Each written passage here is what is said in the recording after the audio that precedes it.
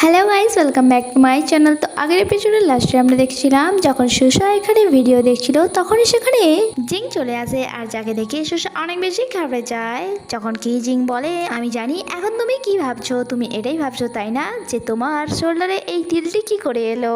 ওই দিন তুমি যখন আমার বাসায় ছিলে অ্যান্ড ড্রাঙ্ক অবস্থাতে এই সোফাতেই ঘুমিয়ে পড়েছিলে। ফ্ল্যাশব্যাক দ্বারা আমরা জানতে পারি ওই সময়ই তখনই জিং এই সব কিছু প্ল্যান করেছিল।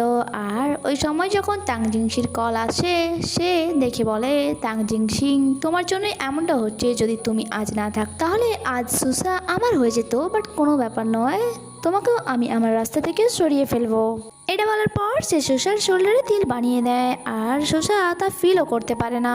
প্রেজেন্ট টাইমে সুষা তাকে দেখে অনেক বেশি ভয় পাচ্ছিল অ্যান্ড সেখান থেকে পালানোর কথা ভাবছিল। যখন কি জিং বলে, দেখো তুমি পালাতে যেও না, যদি তুমি এমনটা করো তাহলে তোমাকে হুরুর মতো একদমই দেখাবে না।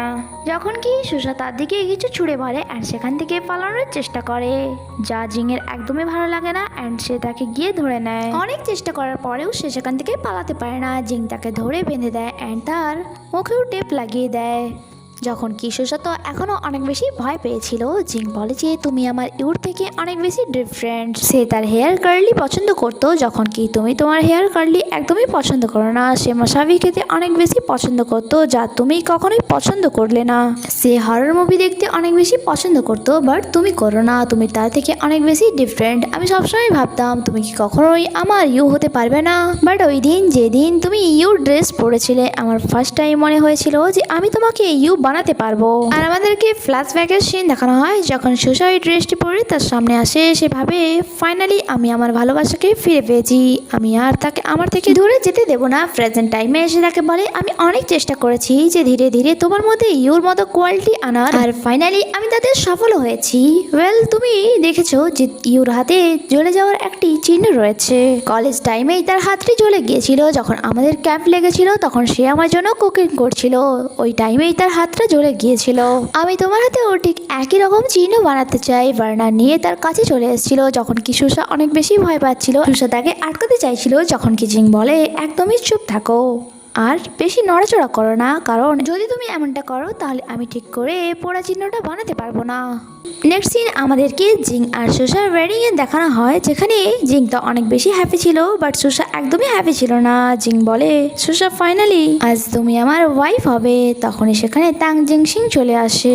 সুষা যখন তাকে দেখে সে বলে, তাং জিংসিং তুমি এখানে কি করছো, পালিয়ে যাও এখান থেকে। জিং বলে যে পালিয়ে যাবে কোথায়, কিছুক্ষণের মধ্যেই পুলিশ চলে আসবে অ্যান্ড তোমাকে অ্যারেস্ট করবে, কারণ তুমি নিয়ানচিকে হত্যা করেছো। তাং জিংসিং বলে, ঠিকই বলেছো তুমি, পুলিশ তো অ্যারেস্ট করবেই তাকে যে নিয়ানচির জীবন নেওয়ার চেষ্টা করেছিল। তখন সেখানে নিয়ানচি চলে আসে, তার মানে সে বেঁচে আছে অ্যান্ড তাকে তাং জিংসিং বাঁচিয়েছে। যাকে দেখে জিং বলে, তুমি এখনো বেঁচে আছো। এরপর আমাদেরকে ফ্ল্যাশব্যাকের একটি সিন দেখানো হয়, যেখানে নিয়ানচি অনেক রেখে জিং এর কাছে আসে অ্যান্ড তাকে বলে, তুমি আবারও তাং জিংসিংকে মারার চেষ্টা করলে। জিং বলে, আমি কখন তাং জিংসিংকে মারার চেষ্টা করলাম। নিয়ানচি বলে, মিথ্যে কথা একদম বলবে না, আমি ভালো করে জানি মার্কেটে আগুন তুমিই লাগিয়েছো।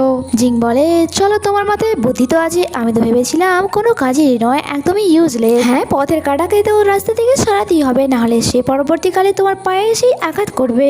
নিয়ানচি অনেক রেগে তার গলা চেপে ধরে অ্যান্ড তাকে বলে, যদি তুমি তাকে হাতও লাগানোর চেষ্টা করেছো তাহলে আমি তোমাকে ছাড়বো না।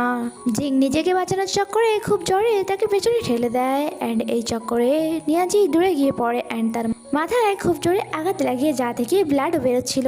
আর যা দেখে জিং বুঝতে পারছিল না যে সে এখন কি করবে, কারণ সে নিয়ানচিকে প্রাণে মারতে চায়নি। এরপর সে নিয়ানচির ফোন নিয়ে তাং জিংসিংকে মেসেজ করে আর সমস্ত প্রমাণ মেটানোর পর সেখান থেকে পালিয়ে যায়। আর যখন সেখানে তাং জিংসিং আসে, সে খুনের দায়ে ফেঁসে যায়। প্রেজেন্ট টাইমে নিয়ানচি জিংকে বলে, জিং তুমি কল্পনাতেও হয়তো ভাবতে পারোনি যে আমি এখনো বেঁচে আছি, বাট আমি বেঁচে আছি কারণ তাং জিংসিং আমার প্রাণ বাঁচিয়েছে। জিং বলে, হ্যাঁ এখন তো তুমি এটাই বলবে, কারণ সিক্রেটলি এত বছর ধরে তুমি তাকে ভালোবেসে আসছো। তাং জিংসিং বলে, মিথ্যে বলার একদমই চেষ্টা করো না, কারণ তোমার এগেনস্টে আমার কাছে সমস্ত প্রমাণ আছে, তুমি নিয়ানচিকে হত্যা করার চেষ্টা করেছো। তারপর সুসাকে মিথ্যে বলেছো যে আমি তাকে খুন করেছি। এইসব শুনে সুসার অনেক বেশি খারাপ লাগে, কারণ সে জিংকে কখনোই এমনটা ভাবেনি। যখন কি তাং জিংসিং সুসাকে বলে, সুসা আমি তোমাকে কথা দিয়েছিলাম যে সত্যটা তোমার সামনে নিয়ে আসবো, এটা বলে সে তার ক্লোজ যেতেই যাচ্ছিল। তখনই সুসা তাকে আটকায় অ্যান্ড বলে আমার কাছে এসো না, কারণ জিং আমার হাতে বম ফিট করে রেখেছে। জিং এই সমস্ত প্ল্যান আগে থেকেই বানিয়ে রেখেছিল। এরপর সে তার হাত থেকে বুকে সরিয়ে নেয় আর আমরা দেখি তার হাতে বম বাঁধা ছিল।